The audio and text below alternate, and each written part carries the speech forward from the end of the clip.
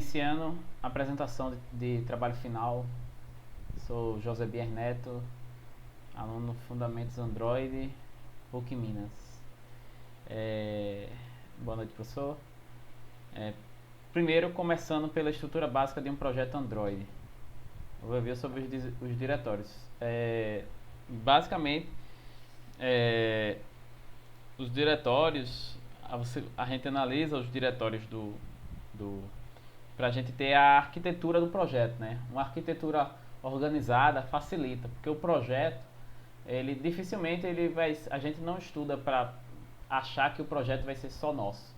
O projeto ele é compartilhado, outras pessoas trabalham, estão envolvidas no projeto. Então, se a gente tem uma arquitetura organizada, pessoas que entrarem no projeto, pessoas que precisarem consultar o projeto, vão saber onde ficam as coisas, e você tem uma arquitetura organizada, você vai ter um código bem separado, então até para você mesmo dar manutenção desse código fica mais fácil.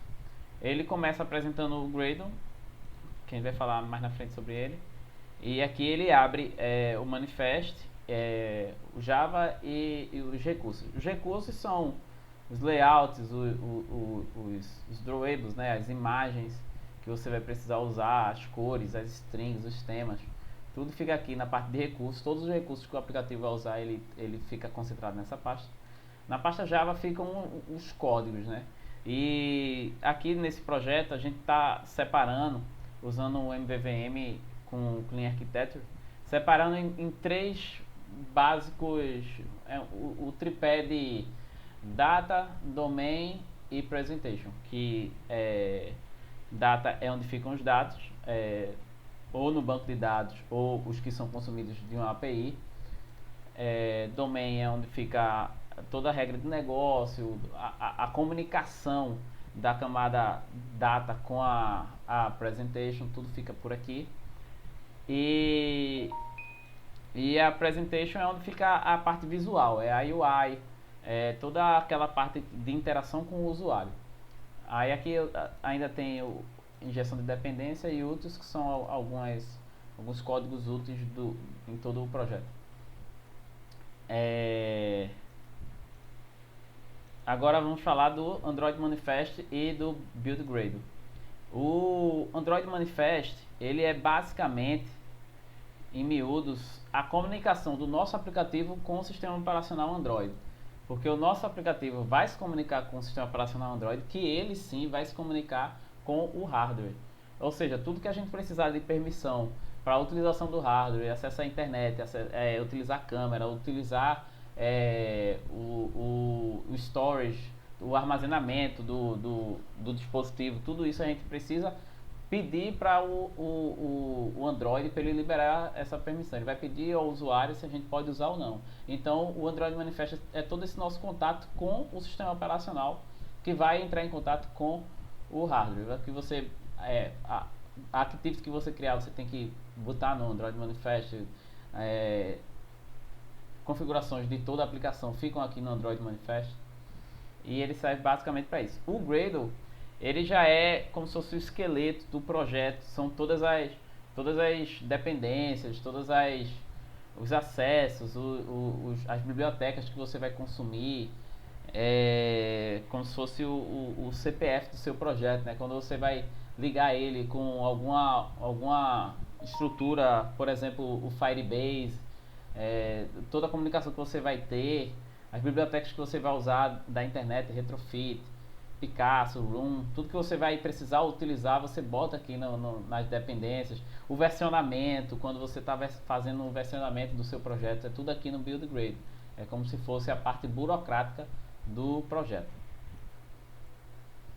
Ciclo de vida de uma activity, a importância, e explicar três métodos.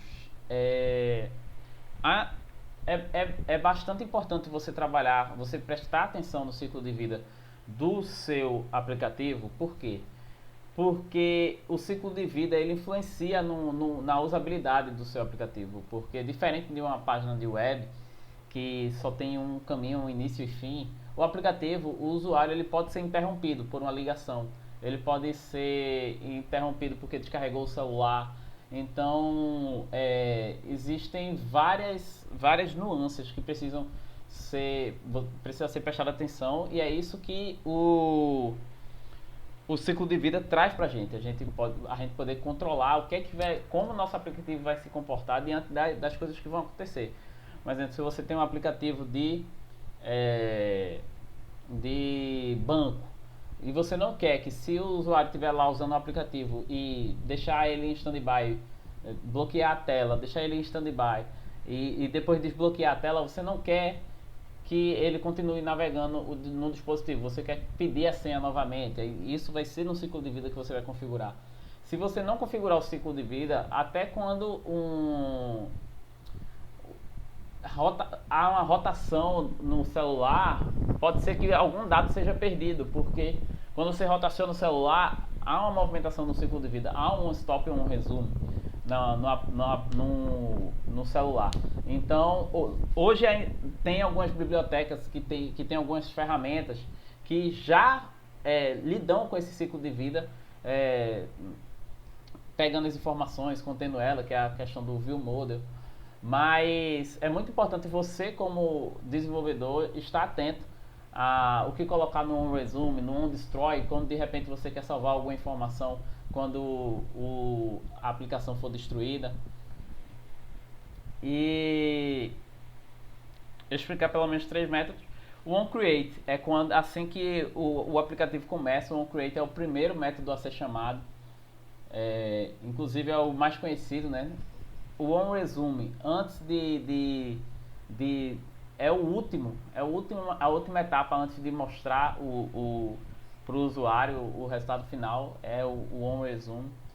É muito utilizado também o OnResume quando você precisa fazer algo que você precisa fazer primeiro no OnCreate, até por uma questão de organização, e quando é uma coisa que você precisa que aconteça quando o usuário entrar novamente no usuário.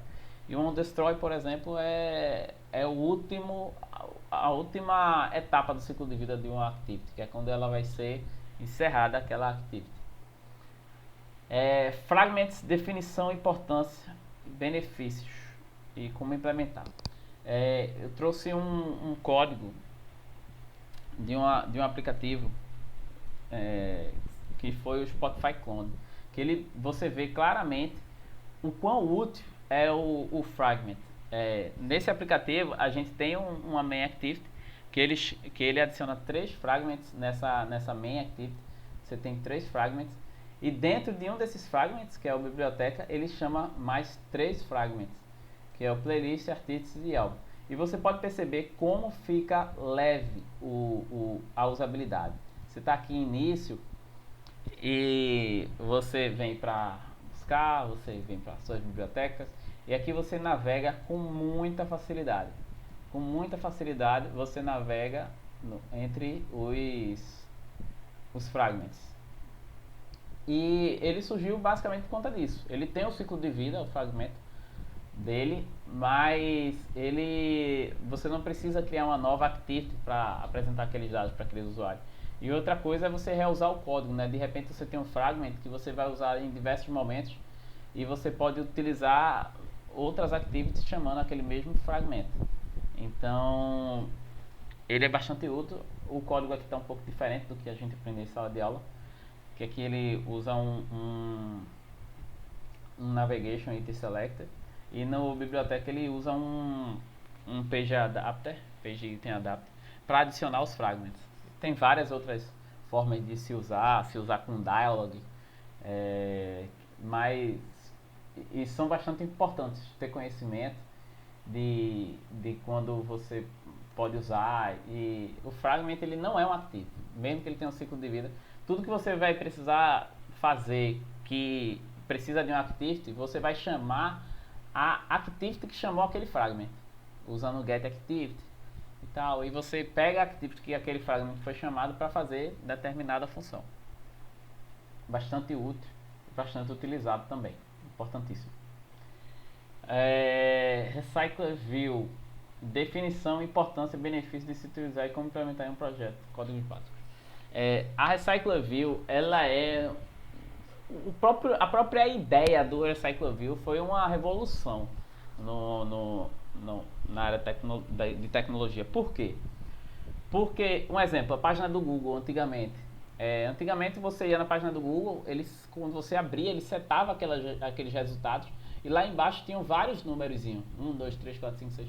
Por quê? Por que ele fazia isso? Porque ele não conseguia mandar para o usuário todas as informações. Ele mandava uma parte, o usuário clicava em outra janela e chamava outra parte. E ali ia fazendo. Mas foi que quando o Recycle View foi implementado e descoberto agora, a gente consegue reciclar a view do usuário. Ou seja, você consegue mandar uma quantidade de informações muito grande para ele, sem ele precisar estar chamando, só scrollando. Por quê? Porque a gente conseguiu que ele reciclasse a view. Como assim? Ele destrói a view que não está sendo apresentada ao usuário e cria a visualização quando o usuário chama, que é uma coisa incrível. Até no processamento de listas tudo ficou muito mais fácil. E eu trouxe o projeto aqui da Marvel para explicar isso também, além da arquitetura, que aqui a gente tem o Recycle View. Você chama ele, o Recycle View. Aqui você pode até botar um tools aqui para ver como tá vendo, que eu botei 10, poderia botar 2, só para ter uma ideia de como vai ficar quando você for adicionando os itens. Porque o Recycle View, ele por si só, ele não apresenta nada, ele precisa ser alimentado. E você alimenta ele com um adapter. E aqui é o item que ele vai ser alimentado, que ele pega esse comic, esse item, né, esse objeto, e ele tem o título, tem o preço, tem a imagem, e ele vai conseguir pegar essas informações e jogar em cada item da lista com o adapter, que é justamente esse aqui. Quando você vai criar, você seta o adapter, seta ele como grid layout. Aqui eu botei 2 colunas, mas poderia ter mais, poderia ser um linear layout, uma coluna só. Aqui eu vou alimentar depois os comics, que eu pego eu faço esse refresh aqui no view model, que eu pego chamo do view model, não estou achando aqui agora, mas ele chama do view model e alimenta esse adapter, adiciona esses comics aqui, ó, ele pega o refresh o adapter e coloca os itens. E aqui no adapter ele pega essa lista que vem por parâmetro e alimenta com o view holder. O view holder ele infla esse item que a gente desenhou lá. E aqui no Bine ele vai setando cada item de lá do meu layout. Ele vai receber o item que veio por parâmetro na minha lista. Aqui cada comic, cada item da lista, ele vai setando os valores. E aqui ele já pega o tamanho da lista. Aqui você cria funções para você ter o retorno de qual é o comic que está sendo, que o usuário clicou, por exemplo. E essa aqui é a implementação básica de um adapter e de uma Recycle View. É isso. Muito obrigado, professor. Feliz ano novo. E até na próxima cadeira. Tudo de bom e é isso. Valeu.